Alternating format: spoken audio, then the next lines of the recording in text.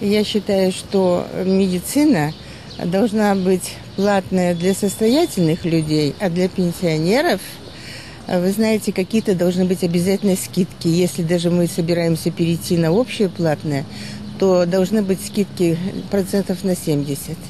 Но я думаю, если это качественная медицина, в принципе, за услуги надо платить. Поэтому я думаю, да. Я считаю, что она в первую очередь должна быть не платной, а качественной.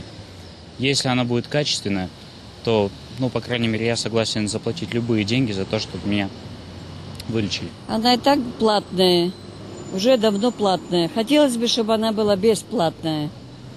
Платная медицина, конечно, она должна быть.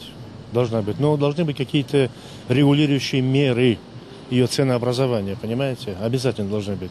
Я думаю, частично платная должна быть, чисто символически. В принципе, с одной стороны, да, если она будет платная, у людей будет цель. То, что у врачей будет цель заработать деньги и лечить будет очень, в принципе, хорошо. Да, я думаю, что медицина должна быть платной, потому что это такая область, где большие знания требуются, и поэтому они должны оплачиваться. Я считаю, что должна. Потому что каждый должен какую-то ответственность нести. Но должны стоять при этом очень высокого качества квалифицированные специалисты. Я так считаю. Нет, так как у нас почти все уже платное, и тем более, если медицина будет платная, куда мы пойдем?